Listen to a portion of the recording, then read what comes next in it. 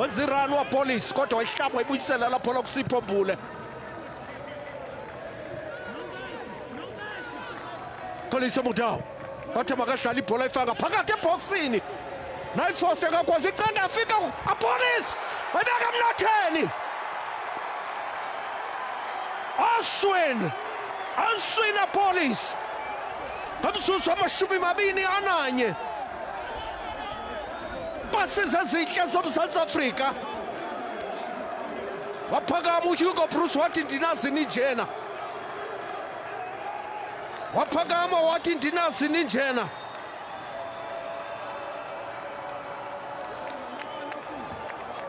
Babonana abafana bomzantsi Afrika, bahlaba ipasisi abafana bomzantsi Afrika. Nile Foster bebemvalile kodwa kwazi uyikhulula la bhola.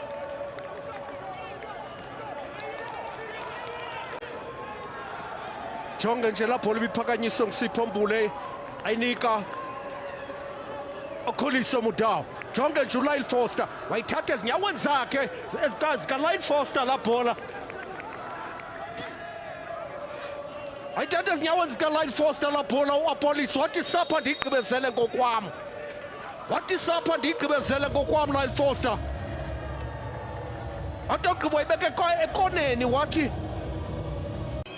set piece ye-Angola. Sabe sibonisile i-Angola uba babi ezintloko babi. Kuthiwa mayisuswe le ibhola. Bayiphakamisa bayibetha ngesithende bayibeka emnatheni. Va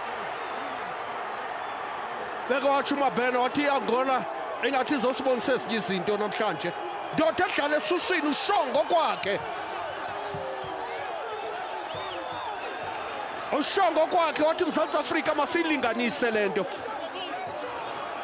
Into ethetha uba lo umdlalo ngona ufake amanqaku akhawulezayo kwimidlalo emibini eseyidlaliwe.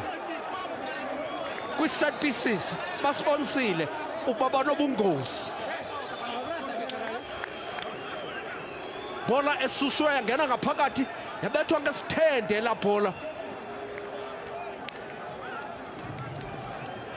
uNile Foster akawenzanga umsebenzi wakhe.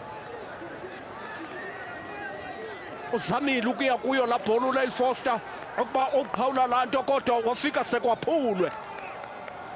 Akho nto ibinokwenziwa nguRonwen Williams ngaphandle uba ebeza zenzakalisa kakhulu kuba nangoku ubetheke epalini.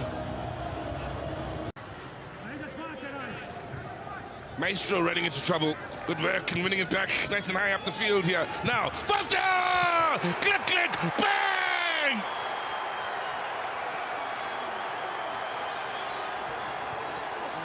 South Africa leads! The man from Burnley giving South Africa the lead once again. In a game that's had quality in goals scored and entertainment in the battle between these two sides. Oh, one of his best in the national team for South Africa. And for the Angolans, they're going to have to dig deep once again to fight their way back into this match. Can they dig deep? Or is this a step too far?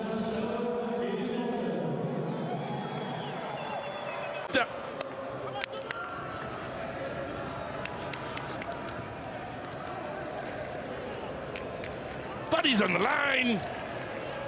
Not enough. No denying. Now Foster and South Africa, the lead once again. Oh, and this battle in Marrakesh continues between South Africa and Angola.